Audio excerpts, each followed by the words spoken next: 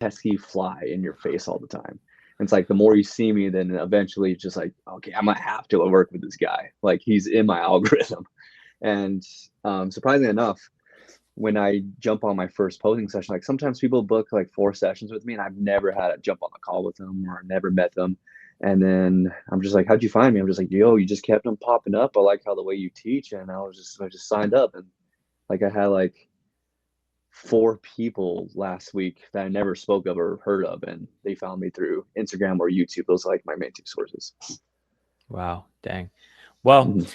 all right, guys, welcome back to the Peak 90 podcast. Today we are here with Coach Josh. He's the GOAT of the posing coaching industry. He's my posing coach. Josh, why don't you introduce yourself for everyone that doesn't know who you are? Hi, I am Josh Mata. I am from Los Angeles, California. My background is focused on illustration and animation, which is hence is why I'm really good at seeing things and trying to put things into play. My full-time career is posing coaching. I coach bodybuilders how to pose and help them pose to win. And I'm known for working with people at the Olympia stage, the pro level, in multiple federations, and helping people achieve their pro card too, and assistance through their posing. So yeah, that's me. Yeah, so for everyone who doesn't know, right, there's different parts to bodybuilding, right? One Mhm. coach, typically some people will include everything like I do, and they'll teach posing as well. But a lot of times, bodybuilding coaches, they just get you stage ready and they peak you for your show and they get you into the proper stage conditioning. But when it comes to actual posing and refining your posing, typically you'll want to work with a posing coach. And one of those posing coaches who's, very poppin' in the industry right now is Josh. He helps you nail your posing when it comes to your mandatories on stage, but also your posing routine, right? If you see one of these trophies back here, one of these is from Best Oh Poser. yeah. It's right there from the Whitney Jones because, at a lot of shows, they'll give out an award for Best Poser based off your routines. And in NPC shows, like NPC tested shows, the league I compete in, they also do judge you based off your quick routine for the overall comparisons as well. Yeah, dude. I remember when you told me like, well, the best poser award, I was just like, I didn't realize it was gonna be that easy. But there was like a formula I had. Like when you told me, hey, let's work together. Let's can you put together my routine? The first thing that came to my mind was like, all right, what's the formula of how we could get best posing award? Because I got 2 before you, and like all my best posing awards have been through classic guys, and people may know me primarily for men's physique, but Hmm. I won't get into it too much until if you want to go there. But primarily, I started as a classic physique educator for posing. I didn't know that. I I thought you were men's physique. no, I started with classic, and that's like where my flow. I would say that's where a lot of my flow comes from. What makes my men's physique posing better and the way it is today. But I remember when I was putting together your routine, and the other 2 guys who happen to live in Arizona too. So I have, you know what's crazy? I have 3 guys who got best poser award, and we all need to like pose together one day. But anyways, the formula is master your mandatories, um, have a good impression in your 30-second routine, and that finals routine, you need to have a special, I'll use a special transition that is different from everybody else that they will remember. And the one that we did was, it was like the kneel down, and we did like a Spin. full 360 spin into a pose. I knew no one else would be doing that, so that's why I threw that in there for your routine. And I was just like, let's see what happens. And you got best poser. Yeah, it's so some shows will do it, some shows won't. So at my first show, they had a best poser, which I won. At the second show, it wasn't even an award, so I didn't get to even win that. But as far as OCB shows go, most of the OCB shows I've been to, they have a best poser award for classic and men's physique. I think they call the men's physique one best presentation. But if you're Ah, an OCB competitor, like I was at my OCB pro card, then you can also win it in the OCB shows because the OCB, like 30-second routines, they are unjudged. They have nothing to do with your comparisons in your placing, but you can still, it's mainly for the experience and the media, the video, right? Because you're the only one on stage, but you can win a best poser award in the OCB as well, which is really cool. So nail your posing, no matter what division you compete in, especially the OCB. I think me and Josh have talked about this because some of my athletes, they do rounds and rounds and rounds in the OCB, and those judges will make you pose for 10 minutes sometimes. So if your conditioning is not there and you cannot hold your poses, especially in classic, if your quads start to fade, you will not place as good as if you had prioritized your posing and your posing conditioning and you were able to nail everything on stage while other people were fading. Amen to that. Amen to that. Yeah, I began to realize, you probably noticed this too when you were in your prep. I feel like posing becomes a lifestyle. Like the more you practice posing and implement it in between sets or on your free time, you really begin to see how important it is. And the more you do it, it becomes natural and part of your life. Yeah, no, it gets fun too. Like once you Mhm, get flowy with it and you can hit some nice vacuums, it gets real fun and you're able to mhm, take better pictures, create better content and everything of that nature. Speaking of mhm. posing conditioning, what would you say is the one thing you typically recommend in order to improve your posing conditioning? Something specific. Obviously, practice is going to be the answer, but something specific to improve conditioning. I got a lot of Mhm, guys that are going to be competing in the OCB here where they're going to be doing rounds and rounds and rounds. You know how it is. mhm. So, what advice would you give them? I would say there's two ways we could do this, because I'm glad you brought OCB, because I feel like OCB is the most aggressive when it comes to holding their poses. I don't know what it is. Every time I go to OCB, you guys are holding poses for like 10, 20 minutes, to the point where sometimes we can't even get to finals at the right time, right? And I feel like NPC, they just rush you guys like crazy. So it's like, but but to answer your question, I do 30-second rounds per pose. So for example, for OCB, you do quarter turns for a men's physique pose. You'll hit a front pose, hold that for 30 seconds, hold the next pose for 30 seconds. And then when you turn around to the back, that's when you get a breather. People can't see your core. So you open up into a back pose, hold it, and then you do a quarter turn, hit another pose, and another pose to the front.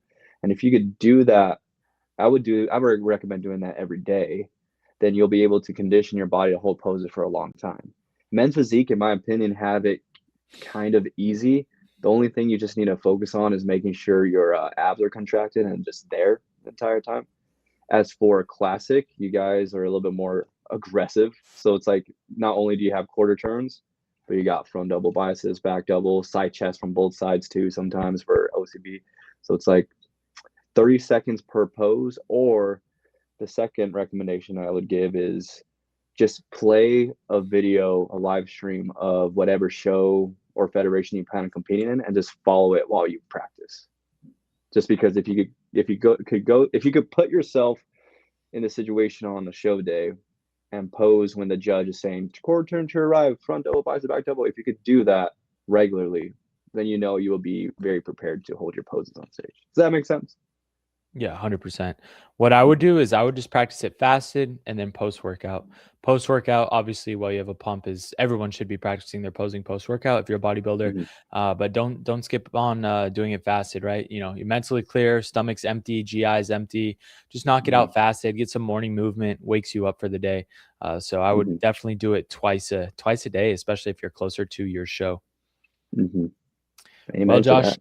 let's get into more about you. I know you have quite the following on Instagram and YouTube, and a lot of people would be interested in hearing all about Josh. So, what Oh, initially inspired you to become a posing coach? What was the whole path to becoming a full-time posing coach? Because, like most people these days, they may want to be a personal trainer or a fitness coach, or like me, take on more of the bodybuilding side and prep athletes. But what specifically inspired you to become a posing coach? I feel like what inspired me was definitely, it's like more than, I'll start with this. What got me into bodybuilding was Danny Hester. Danny Hester is the very first winner of the classic physique for the Olympia. And he was the first time I saw him posing very artistically. And that's what got me into bodybuilding. It was just like, wow, this guy looks like a superhero and he's posing very authentically and it looks beautiful. And that's what got me into going to the gym, building some muscle so I could display it in an artistic way. When I discovered him, I naturally discovered Lee Labrada, who is known to be like a pretty much like a Hall of Famer in the IFBB. And then I discovered Terrence Ruffin, who is known to be probably one of the best posers of this generation. And I had this obsession of posing like those three. And so for me to get better at posing, I would copy one single routine and memorize it until I understood all the mechanics and all the foundations of every pose, step by step. And then it became natural for me to just be good at posing at that point. I wanted to do a bodybuilding show. And when I did a bodybuilding show, I hired a coach who is Brady, a friend and mentor, who is with Team Tua. And when I hired him, he taught me how to pose for men's physique. I wanted to do classic, but he humbly told me, like, you don't have the size for classic. You should do men's physique. I was like, oh, okay, fine. And so I studied men's physique posing and transitioned to that style. And then once I did that, that's when I did my first show ever. My first show had a list of, I think it was like 16 guys. And I selfishly thought I was going to win the show. But that was the first time where I realized that everybody has put more time in bodybuilding than I have. So there were guys that had like 20 to 30 pounds on me of muscle. And I was just like this athletic build. But I got first call outs, which was really cool because what got me first call outs was I was conditioned. And also my posing was actually pretty dang good for my first show.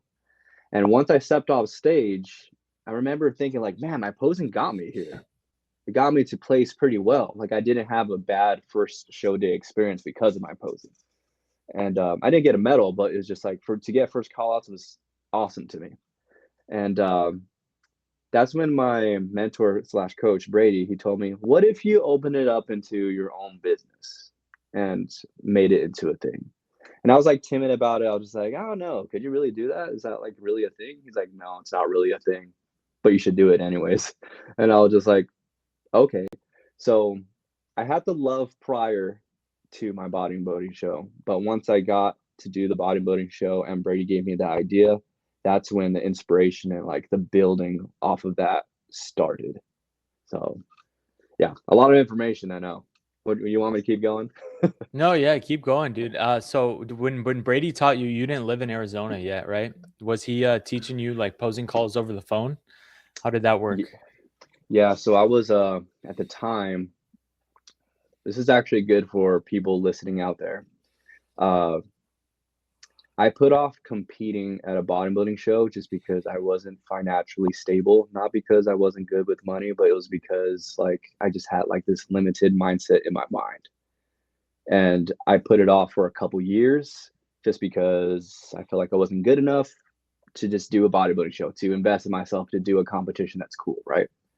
Um, and so shoot, my mind just left me. What was your question again? Like did Brady teach you? How did he teach you? Over the phone? Because you weren't living in Arizona yet, right? Oh yes. So what happened was I was actually living. Um, oh, this is what I was gonna say.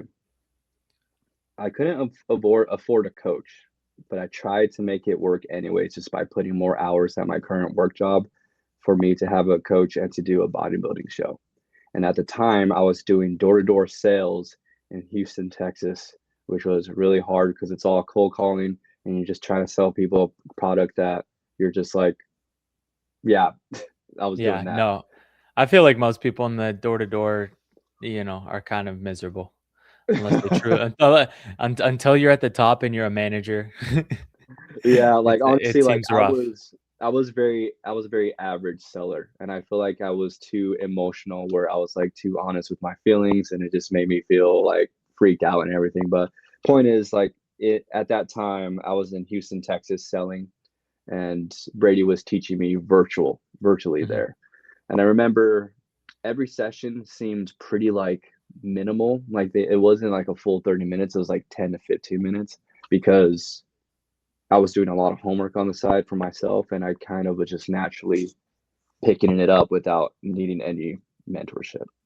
Yeah, no, it makes sense, 100%.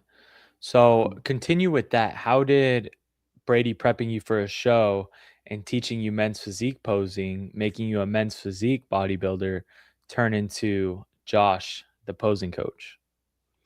So once he planted the idea, I was just like, shoot, that's a cool idea, but I don't really want to invest my time into starting my own, like my neck. I was burned out with sales, like the door-to-door sales job, that the idea of continuing entrepreneurship just stressed me out. I was like, I don't want to do it. So once I finished in Houston, Texas, I moved to Arizona just because I felt like I should move to Arizona to be around Brady, because I needed to be around like-minded people, mentorship, someone that would uplift me. And and I remember I picked up a random job, man. I was just working as a cashier at a restaurant, and how I made money was just my hourly wage, which is like $7, and whatever I made from uh, tips. Dang, bro, you were grinding. Yeah, not really. Like, well, and I was there for about like about a whole year actually. Um, and in Just that trying whole to year, make posing coaching work in the moment? no, the whole time it was mostly like trying to figure out if I wanted to do it or not. Like I was in this like limit mindset in my mind where it was just Mm. like I had this thought where I was like giving up on myself to the point where, you know what? I'm just like not gonna pursue a dream that I have, and I'm just gonna work here as a cashier, maybe be a waiter, maybe be a cook here, and I'm just gonna like save up a whole lot of money and put it on the side just for my kid. And when he's born and when he has his life, I'll just invest in him and he will live his dream. But then something switched when I said that out loud. When I said that, I thought about my dad. My dad put a lot of hours at work for me to like have college courses for art when I was a kid. He put me in a lot of different programs. He put me into like sports. He did all these things for me to like figure out who I was. And I was just like, I can't continue that cycle. Nothing on my dad, but I was just like, my dad invested in me, so I need to like figure something out and do something big because my dad believed in me essentially. And so, No, that's inspiring. I feel like a lot of people, they are their own self-limiting belief.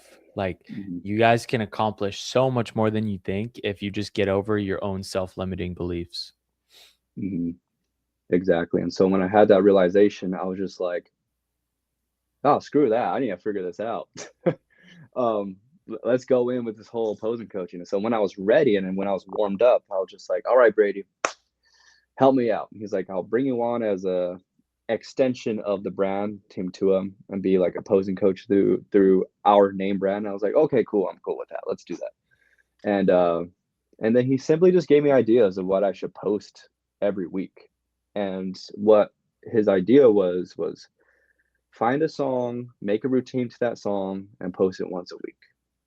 And for me, routines takes a while to create sometimes. It could take me like 2 weeks, 3 weeks, depending on like my inspiration juices and everything. And I remember I would make this video, and I know everybody could relate to this. You make this one video for 1 minute and you post it, and it gets no likes, no views, no engagement, no reach, just like nothing. And you put so much passion and love and care into it, and you're just like, damn. I like it was like I just wasted my time. You know what I mean? Yeah, like when stuff flops, bro, you're like, "Oh, that flopped." So it's just like that mental thing you had to go through where it's just like, shoot, that flopped. Maybe opposing coaching isn't meant for me. But one thing I've learned is that take ideas from everybody, but turn it into your own and think outside of the box. And so me thinking outside of the box was okay, because these routines I was creating was primarily classic, because that's all I do most. I would do classic routines. And I told myself, I was like, what if I just chose 3 to 4 poses and just posted that into a routine every day for 90 days? What would happen? So instead of posting one whole minute video, I'm posting like 15 seconds and they're all routines. And as soon as I had the idea, as soon as I found like my setup, where I was going to do it at, what time I was going to do it at, when I was going to post it, um, the first video ever just blew up. And at that time, it was like 14K views. And I was just like, oh, holy cow, this is crazy. This is a lot. Because my views at the time were like 200, 150, something like that. Super low. And I only had like I think like 1,200 followers at the time. And within 6 months of doing that every day, I was forced to go full time as posing coaching. So it's like when I posted those, I think it was like, I literally posted like 3 or 4 videos. And when I was on a call with Brady, and Brady was like, all right, Josh, I'm going to challenge you. You're going to get your first client in the next 2 weeks. I got it in 2 days because of those videos that I put out. It's like the videos were put out. Someone saw my videos. It was this guy from Canada that called me. He's like, hey, I'm stressed out. I need to figure out how to build a routine. And it seems like you build them pretty fast every day. And so I want you to coach me. And I was like, cool, let's do it. And then he signed up. Like it was stressful, but that was like the beginning of the whole posing coaching. That's really cool. I didn't realize Coach Brady pushed you to do it so much. I kind of thought it was more, on your own idea, but I mean, it sounds like he did a great job motivating you, mentoring you, and pushing Mm-hmm. you to, take that grind up and make Mm-hmm. yourself a posing coach. So that's really cool. I didn't know that. Yeah, I lacked so much. I didn't have self-belief, man. But now it's like right now, like I'm so different from that very first time of posing coaching. Like I remember like and I feel like this happens to everybody that starts their own business. Like my first year of posing coaching, yes, I was getting an income every month, but the one thing that was in the back of my mind was just like, is it gonna stop? Are people gonna like not care anymore? Or yeah, like it just the doubt just kept on happening. Like I remember every single month I would think, I need to go back to this job. Like I need to go back to the job I had just so I could have money in the bank just in case this doesn't work out. But we persevered. We're 3 years in, and now it's like this is how life is now. How has your posing coaching philosophy changed over the last 3 years? It has changed from Do you teach uh, different or anything like that? there are elements that are still the same from what I used to do. Um, so it was extremely simple how I would teach when I first started. It was very like checklist. This is what you do, and you're good. Um, but the more I got more clientele, more challenges where lats couldn't get flared, elbows were in weird positions, legs were doing weird stuff, like chests were caved in. Like the more I got people with problems, the more I was able to find new challenges and find random ways, man, to make up these weird cues where it was just like I would get them in position. So the more there's like a good and bad to this is like the more people you help, the more knowledge you have. Like I've worked with easily 600 plus people, and it's just and they all worked differently. And so I always have to do a hard reset when I work with someone new and really engage and see where their knowledge is, their understanding of their muscles and everything is, and see like what level I had to teach at, whether it be not even a beginner, but like very like bodybuilders for dummies level, or we're going to be talking like a Alex Hermosi, like leadership and skills, like type of level of teaching. So Okay. it's very intentional, and there's yeah, my brain goes all over the place. If you saw my brain when I see a session, like it's like pretty messy, but we get organized. Does that answer your question? Yeah, no, that makes sense. It's kind of like same thing with fitness coaching, right? You can't tell a beginner lifter the same thing as you can an advanced lifter, right? So Mm-hmm. beginner lifter doesn't understand training to failure yet, and Mm-hmm. intensity and how to push themselves to that third gear, if you know what I'm saying, like an Mm-hmm. advanced lifter would. What would you say is the most rewarding part of posing coaching? Because it's a little different, right? You're not the one that diets them down. You're the one that helps them with their posing. So what's the most rewarding part? Two things come to mind. The most rewarding part is when someone can't open up their lats, or like they're just stuck somewhere with their posing, or when they look at themselves in their pose and they're just like, they like tear themselves apart. They're like, man, they pretty much say, I look ugly. And then what I do is, once I fix their posing, and then when I send a video or a picture of how they're looking, they're just like, oh, I look like that. Yeah, you look like that. Like, you look awesome, bro. That's rewarding. Another thing that's rewarding is seeing someone's confidence improve, because I feel like posing coaching isn't just teaching people how to get in position, but it's also like, I find myself having opportunities to really, I feel like as men we suppress emotions, and as a posing coach, I try to elevate emotions and really explain like how awesome a lot of you guys are. So it's just kind of like a because prep is hard. So I'm like also just kind of like a little cheerleader with you along the way, and I feel like that's very rewarding as well. And then the last thing I would say is everybody's going through something hard, and sometimes they can't talk to their coach on the phone or like send a voice memo. Some coaching plans are limited, and there's been multiple times where like sometimes we didn't have a full posing session, and it was just like I had to sit there, listen to what they were going through. That was really hard in their life, and I had to like help them emotionally, and that's probably the most rewarding, I'd say. No, that's really cool. Wow. I didn't even think about that. Yeah, that you can, you can help them just as much as a normal coach too. Mhm. So something I have wondered is how do you decide how to program in like a posing routine based on if they're beginner or advanced? Like, do you just give them harder moves, or how does one come up with a more complicated posing routine or more complicated flow per se to give to a more advanced poser versus a Like beginner? for men's physique or classic? Let's go both. For men's physique, the very first session, what I do is I position them in a front pose and a back pose. And depending on where they're at with the front pose and back pose, like if they're front and back pose, if I score it like, let's say, a 7 or a 6 out of 10, like 10 is perfect, then I'm just like, we're gonna do routine work today. Like that's just like that's automatic. Like I could fix things very quickly, and we're gonna go straight to routine work.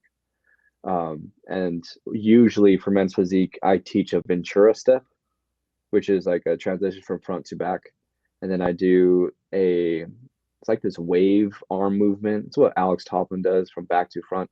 I do those two transitions. And once I know they could do those two, then I'm like, all right, let's play with different things that would highlight their strengths. Like for example, if a guy has a good chest, I have him do some sort of chest squeeze, but I don't have him do it like everybody else. We adjust it to make it look unique to them, personalized to them.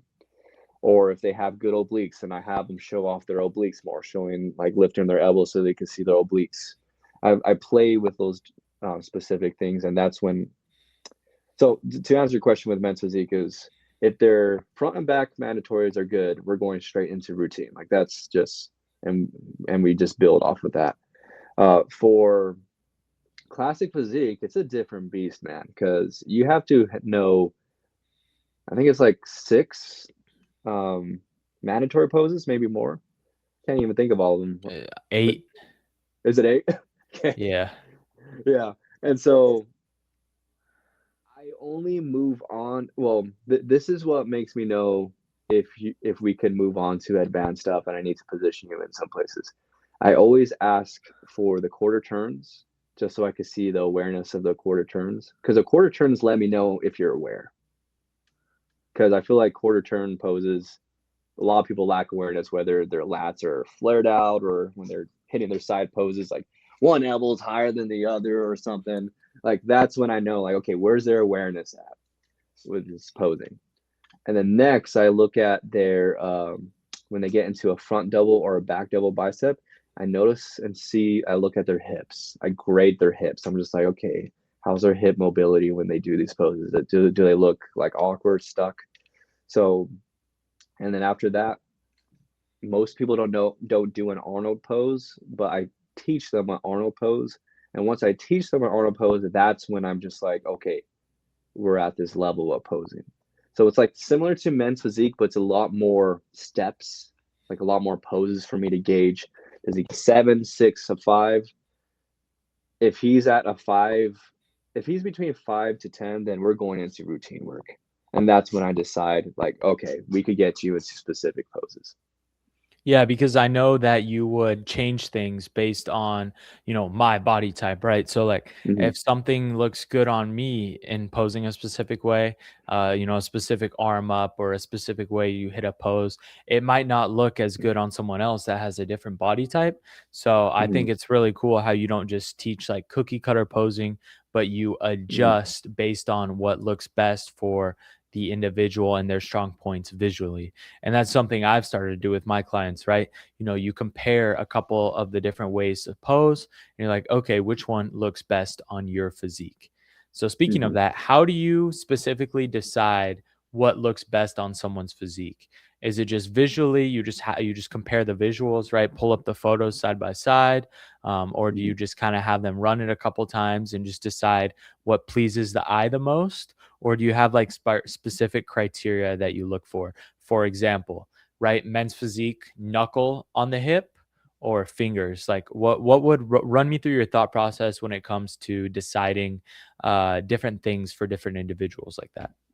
Yeah, let's go with men's physique first. So men's physique, the knuckle versus the flared fingers, they could choose whatever they want. But if they're more of a boxier midsection torso, I Yeah. always go for some sort of finger. The finger just always just gives a better taper for the individual. It just looks a lot cleaner. Um, for people that have long limbs, they look better with the both hands off hip. But depending on the proportions of their chest and shoulders, then I have a one hand on hip. So, or depending on how they can engage their muscles, then I can see that, oh, their shoulder looks a little off. Then I want them to do this pose. Like, for example, for you, I remember when I saw you with the one hand on hip, you're comfortable with the one hand on hip. And when I saw it, I was just like, this looks good. But then when I saw you do it with both hands off hip, your shoulder looks smaller, the hand that's off the hip. And I was just like, I don't like that. I'd rather have you have a hand on hip. Like I'm Mhm. not wanting to make any muscle groups look smaller. So we always prioritize size because I mean size is everything. Size Um, is everything. mhm. Does that answer the question clearly? No, Down? no, that gives really good thought process, I think. And I think really it just comes down to deciding what looks best on the individual. And the way I run people through it is I'll have them do both and I'll decide, I'll be like, nah, this one looks better. All right. So, we Mhm. try both, see which one looks better. And then simple, you just go with the one that looks better. Same thing with classic. All right. So you try a couple of the different favorite classic poses. And then you're like, okay, which one is going to be our main one? Which one looks the best on your frame? Do you have a good vacuum? Are your legs your strong point? Is your upper body your strong point? Are your arms your strong point? So Mhm. that's kind of how I decide is just have them do everything and decide which one looks best. You know what I'm saying? Yeah, yeah. Like for example, for you, like I mean, for a classic, how you could see it is there's a lot of people do like a symmetrical stance, so like legs pretty much straight on into a front double bicep. Which one looks better, that one or the offset one with like a little bit of rotation in the hips? Like, yeah, you just go back and forth until which one looks more classic and appealing to the eye, which highlights the best muscularity and lines of the physique. Same with you too. It's just like we need to decide if you would hit a vacuum or not in your front double biceps. And when I looked at your vacuum, I was just like, oh my gosh, like your rib cage is like nicely shaped. Like I like how your rib cage looks and your waist gets really tight. So that's when I told you straight up, like, you're gonna have to do a lot of vacuums. For some Hey, people, it it's pays like, off. It pays yeah, off. yeah. And one thing was with what's good with you too, though, like if you rested your midsection, you still have a good set of abs too. So it's just like I'm like, okay, cool.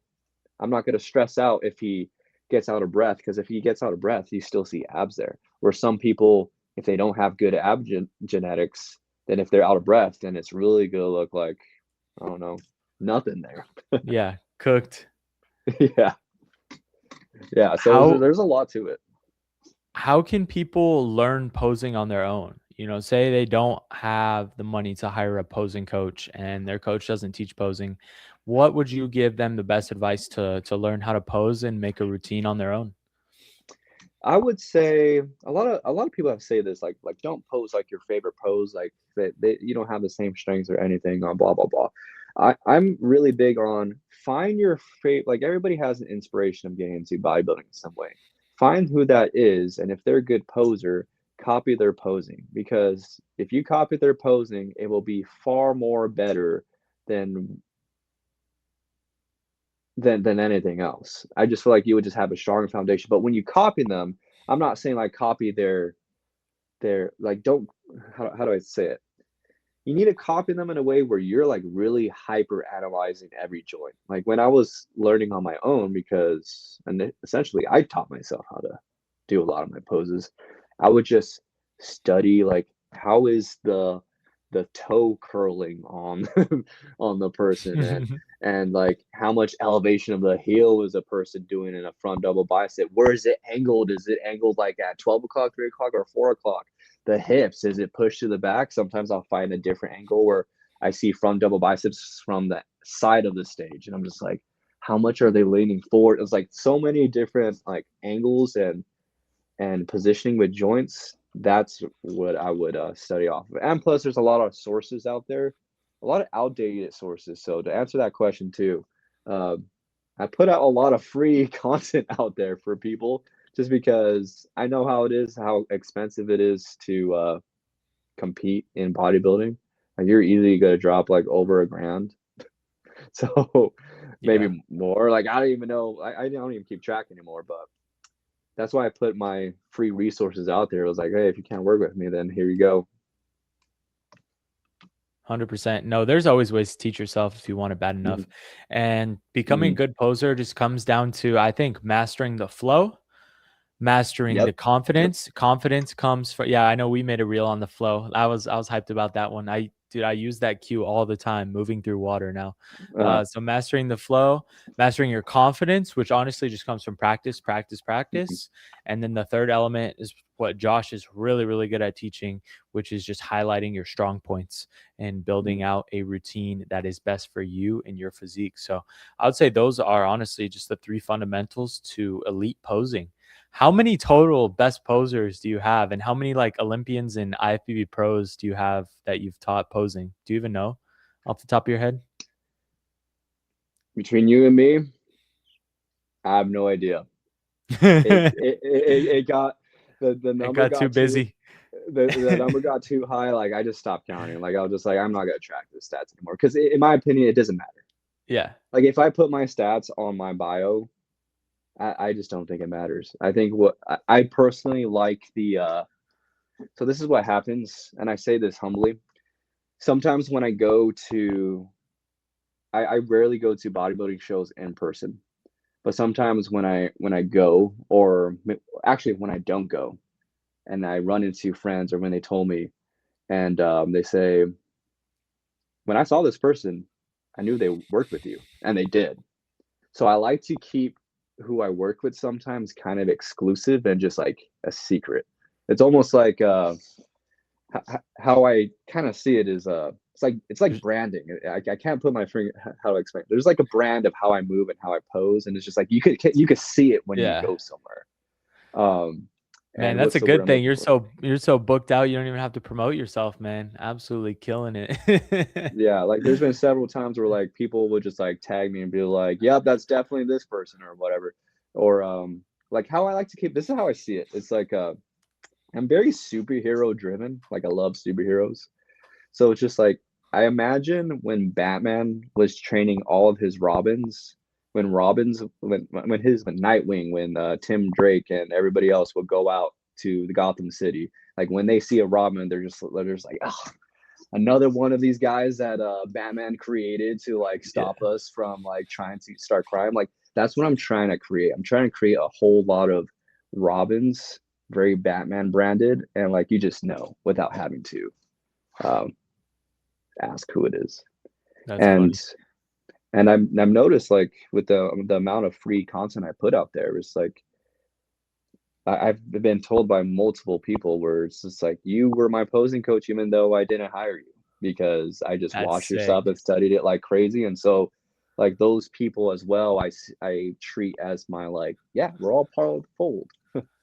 Dude, I think something I take from that is as a content creator, just put out free value, put out free value, put Mhm. out free value, put out free value, and people will come to you for the service you offer.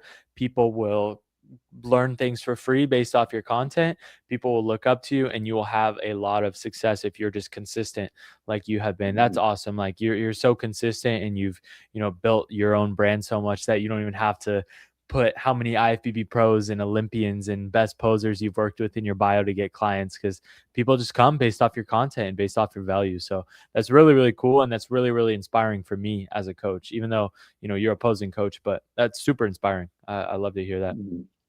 Yeah. But Yeah, I have this. Go ahead. no, you go, you go. No, like I remember when I first started, man, like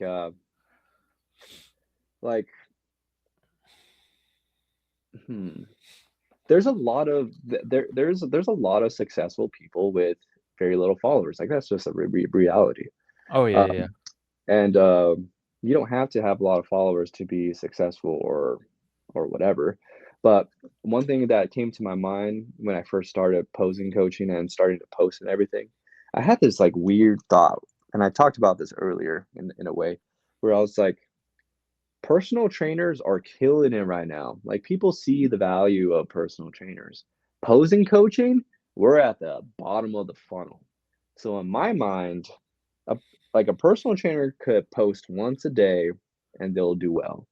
For a posing coach like me, I need to post 4 times a day on different platforms. So that's like probably a total of 4, 8, 16, maybe more. I need to do more just because I need to be in people's face, a fly in the face, and be like, "Hey, here I am. You don't know how important we are." But like that's what drives me too, to just to push the content.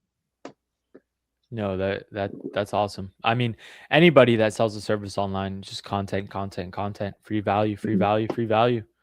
So Hmm. speaking of social media, what have you built yourself up to now, social media wise? Where are your followers at, Instagram and YouTube wise? And let's talk sponsors. And yeah, because obviously social media has done great things for the posing coaching, but let's Hmm. talk about some other stuff, that some people don't know. So who are your current sponsors and any maybe dream sponsors or any dream brands? Maybe you want to make your own um and make your own board shorts brand or something like that. Gotcha. Uh, I'm very, I'm a very faithful, I guess. Wait, so if I have a sponsor, what am I? The ambassador? Am I ambassador? What am I? Athlete? Athlete, I guess. Yeah. If you're Athlete? if they're a full sponsor, you're one of their athletes. Yeah. Okay, gotcha. So my first year of posing coaching, or first year and a half, I lost track. Um, it was popping so much to the point where it wasn't announced. I don't think it was announced on the page, but I am Manifest's very first athlete that they brought on. So I was kind of like under the radar. They were watching me, and it's just like everything I posted was in board shorts. So, well, actually, it wasn't board shorts. I just didn't have any. And Alex Toplin, him and I are friends, and we had some discussions. And so, Manifest is the only and primarily sponsor I have, and I've Okay. been with them for about ever since they opened up. Actually, hmm there were other brands that were reaching out, board short brands, but it was the one that I felt like had the most potential and had the color waves and just the vibe that I feel like aligned with who I am as a person. I'm a very heroic driven person. And so manifest, their motto is manifestation is a gateway to reality. And I'm just like, yeah, that's me. And so they're my current. As for dream sponsors, bro, I have no idea. I'm a very analytic person. So uh, I will say though, one, I would not have my own clothing brand just because it's just like I've seen what work goes behind it, and I'm just like, I don't think I want to do that. uh, Yeah, it's a lot of work. but but there is a brand, and I'm just like researching it and getting to know it more, and I didn't realize who the owner was too. But I'm really vibing, and I you have a tank of theirs. I'm really vibing with the Worker brand. The Worker with Wheeze, bro. Yeah. Yeah, yeah, I didn't realize Weeze was the owner. Like, Yeah, after GBT ended, this is really, really niche, but after GBT ended, he went and created Worker. bro, I didn't know that. No wonder, bro. I was wearing GBT and I was like loving that brand. Like, I wear beaters. Like, that's all I wear. Like, it's just the most. GBT, if you know, you know. Best beaters to ever hit the market back in the day. Yeah, they're great. And yeah, when I saw working, I was just like, why is this giving me like GBT energy, but like more like dark and I don't know. It's just like it looks sick. So they're on my radar right now. I've been Okay, looking at them a okay. lot. What about Yeah. supplement? I'm surprised has to have been some supplement brands that have hit you up, right? You just haven't joined any? Uh, believe it or not, no. At least not the major ones. Mhm. Okay, yeah, yeah. Everyone gets hit up by the small ones, so, you post like Yeah, one fitness thing, like tiny ones will hit you up, but oh, that's yeah, yeah. yeah. Well, I've realized that personally, I don't use a lot of supplements if I'm being completely honest. So, if anything, I will probably be with the energy drink. But even with energy drink, I have no idea. I like Gorilla that'd mine a be lot. sick. Hmm. Gorilla's sick, and they have energy drinks. They got everything you need, so that'd Hmm. be sick. Yeah. Yeah, I bet I'm sure one will come. I'm sure one will come. Especially like a more bodybuilding because you post a lot of bodybuilding posing content, right? So a Hmm. more bodybuilding niche brand like Gorilla Mind or like you Hmm. like a hostile type, like it's more like marketed towards bodybuilders would definitely Yeah. hit you up.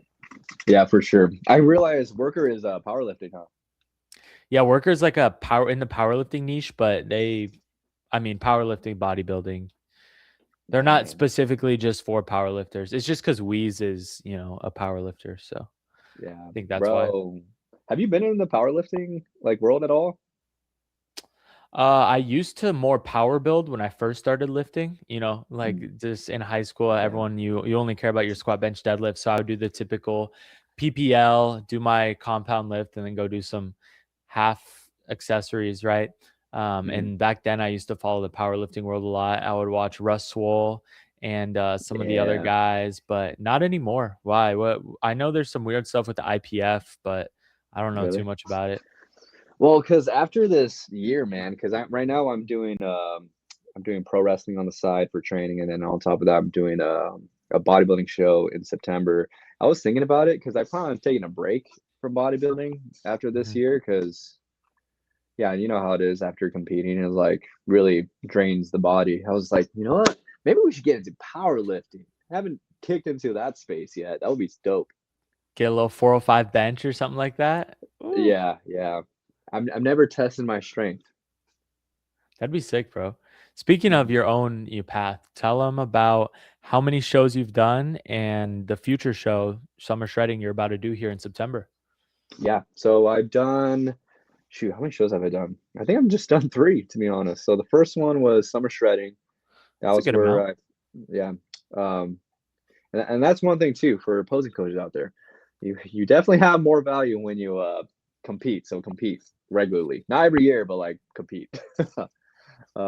Just so you can show people you know what you're doing and talking about. But yeah, I did one in summer shredding, and then the second one was my first NPC show, which was the Dennis James here in Phoenix, Arizona, Yep. and I placed fourth, I believe, at that one.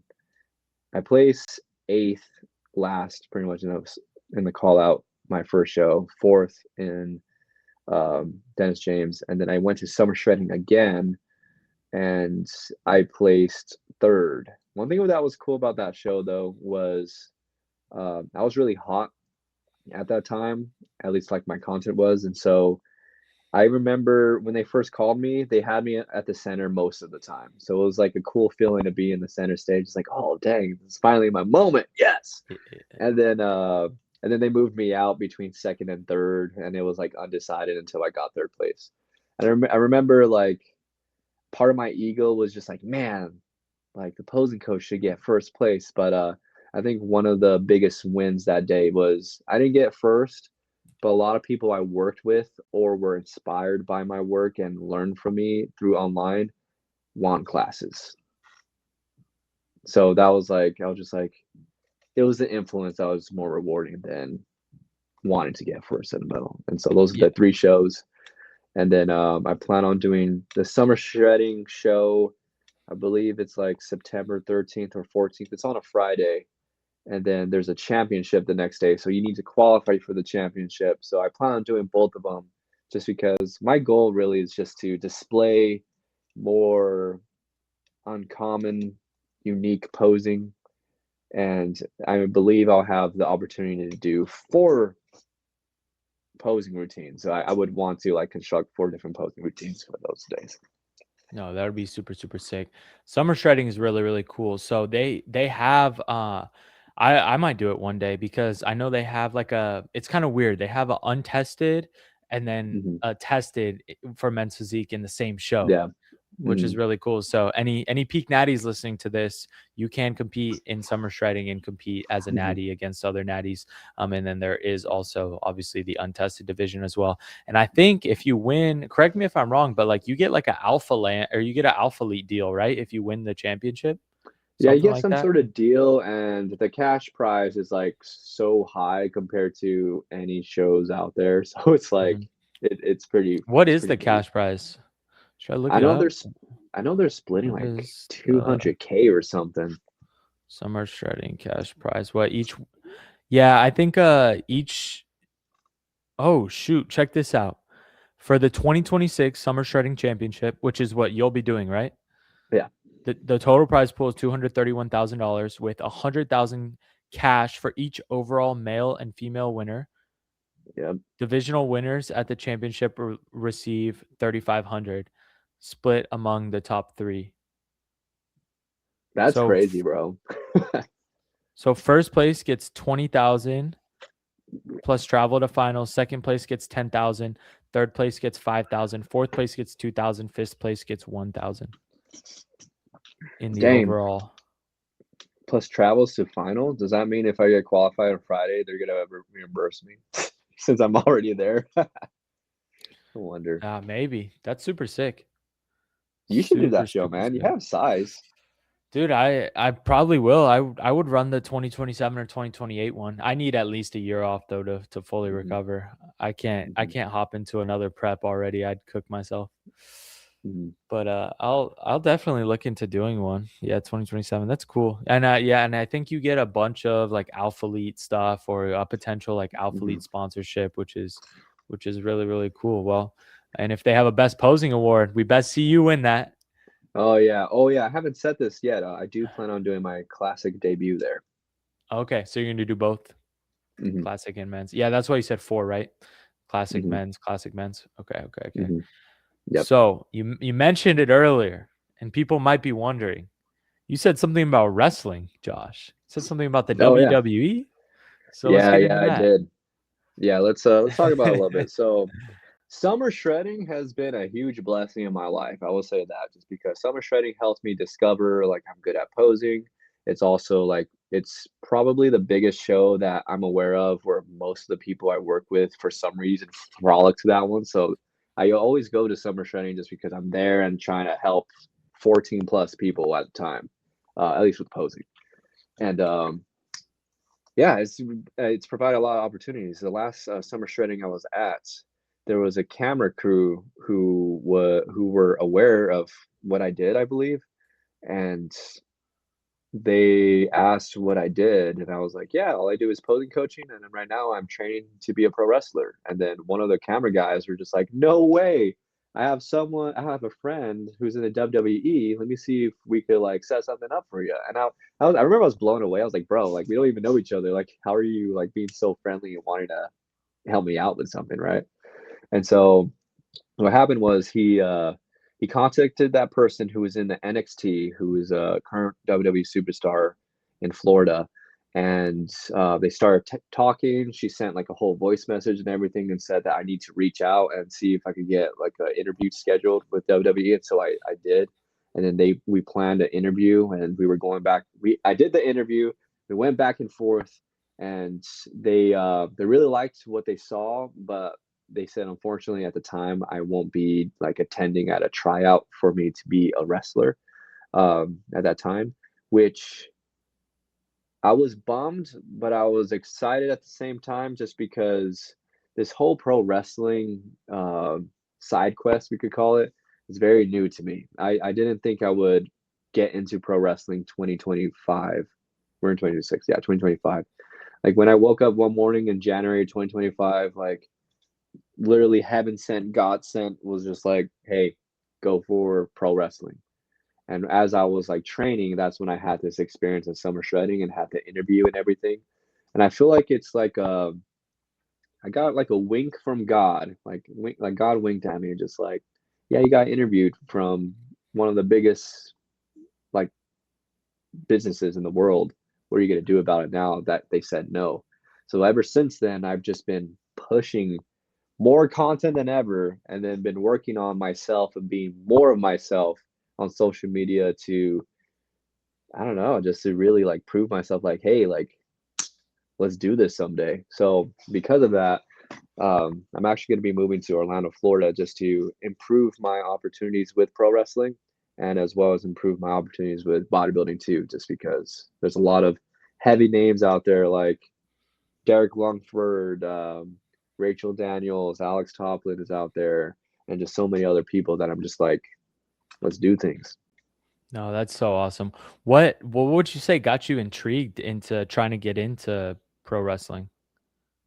Um, I'm definitely like, I have strong faith in God, and it was definitely sometimes I have moments where when I have a lot of silence, I feel inspired by God, and He's talking to me and saying, "Hey, you should do this," and that was simply it. It's just God told me go do it, and I'm like, why? I'm like, you've done great with bodybuilding. You're not that I'm maxing out here, but you've done great things. Now that you have the self belief that you could do this with bodybuilding, let's see what you could do in pro wrestling. And Yeah. so, yeah, it was simply like spiritually driven. No, 100%. I agree with that. And I think that God puts things that we're passionate on our hearts for us to go out there and achieve and take action and, Mhm, do these things for his glory. Like right now, mine is natural bodybuilding. And my goal right mhm, now is to become a natural IFBB pro. And, that's a big passion of mine. And when you have that passion in your heart, like, you just mhm, know that's your purpose. You know, you're supposed to be doing that. You know that that mhm, is the life that God wants you to achieve and for you to bring glory for him to do that. So obviously you've done a lot in mhm, posing coaching. So I think it's cool. Like there's no rules. You don't have to be a bodybuilder. You don't have to be a posing coach forever. You can go get into the mhm, WWE if you want. So I wish you all the mhm. best of luck with that, my brother. Yeah, I'm excited, man. It's a new endeavor. I was scared at first, but now I'm seeing more like it's like it's bound to happen at some point. So I just have to be ready and just keep on doing what I'm doing. Almost like act like it's not gonna happen and keep on doing my thing just because I don't want it to be a distraction as if like, all right, I'm gonna be lazy just because I know this opportunity's gonna happen. No, I need to keep working at what I'm doing, and things are bound to happen. How does the training that you're doing out here work? How many days a week is that in the training facility that you do out here? Yes, so it's very organized actually. It's not like you sign up like at a boxing gym and you show up and they throw you in the ring and like you're just sparring and all that stuff. It's very structured. So for example, it's like I had to apply and register. And once I applied, I had to book an interview, and then I sat down, got interviewed by the Arizona, it's called the Arizona Pro Wrestling Training Center. Um, Phoenix. And I sat down, got interviewed, and they're just like, "So, what's your like understanding of wrestling?" I'm like, "I don't have anything. I mean, I've only watched it maybe like 2 years when I was a kid, but that's like really about it." So I'm like really fresh. Like I wasn't like a super fan. Like I'm approaching this as if I'm approaching like, "Hey, I want to go to the Olympics someday, so I really need to train in this one thing." Like that was like my approach. And then once they said, "All right," so once they got the interview, saw my expectations and everything, that's when they set me up to a tryout. So I did a tryout for the school where they had to test my like how I could handle like pretty much like a really intense CrossFit training. That's I was doing a heat for my tryout. Um, and then once I did a trial, I passed. And then after that, I had to be on like a 6 week program with them where I was pretty much doing HIIT training for 6 weeks. So training like a CrossFitter. So just to build my conditioning there, because in a ring, it's a different world, man. After the 6 weeks, I do another like test. They call them evaluation tests. And then that's when I shift into the ring. I learn specific roles, how to barrel roll, how to alligator roll, like just different roles that I'm just like naming to make it make sense. And then after that, you just go through every 6 weeks, you have like an evaluation test, and they just keep on adding more to your arsenal of like how to give slams, how to give bumps, how to throw punches, and how to like do everything. And they even teach you like how to build a ring, how to take down a ring, how a whole like event is structured. Like on Saturdays, a lot of my Saturdays are taken up just because I had to go to like a wrestling event, build a ring, put it down, record the events just so I could appreciate and understand the business from like everything. That's really cool. That's really cool. It's always fun Mhm. to learn new things. You know what I mean? When Mhm. you like restart the beginner process all of a sudden. But that's really cool. Yeah. As we wrap up here, what is the number one piece of advice for somebody looking to start their own bodybuilding journey then you would give them? Like, I know you're a posing coach, but at the end of the day, you are a bodybuilder. You've competed, you live, breathe, sleep bodybuilding, you teach posing for it all day long. So, what's the number one piece of advice you would give someone looking to do their first prep or become a beginner bodybuilder? Your body will change and your mind will play tricks on you. And the more you could handle your stress and lower that stress throughout a prep, you will be very successful. The most common thing that a lot of bodybuilders do is they break their physique apart when they look at it. I feel like the more that you are kind to yourself, look at yourself in the mirror and tell you how awesome you are and how good you look, your prep will actually go very well for you. Um, Everybody does it. Everybody says, my arms are big enough, my shoulder is this, I look like that, I look like crap, blah blah blah. I feel like bodybuilding is very mental. It's very mental based, and for you to show up and look good on show day, you need to take care of yourself, like emotionally, and your physical will heal and look good on show day. So that's probably my biggest advice. Stress kills physique, guys. Stress kills physiques. Yeah. It's the hidden physique killer. So stay Mhm. cortisol free. Josh, where can they find you? What's your Instagram and YouTube? Josh X Mata across all the board for That's everything. awesome. Thanks for Mhm. coming on, my guy. Let's lift soon and good luck with Mhm. everything. I'm excited for you to move down to Florida. So, yeah, man, we'll lift soon. Yeah. Appreciate you, brother. Thank you. Awesome.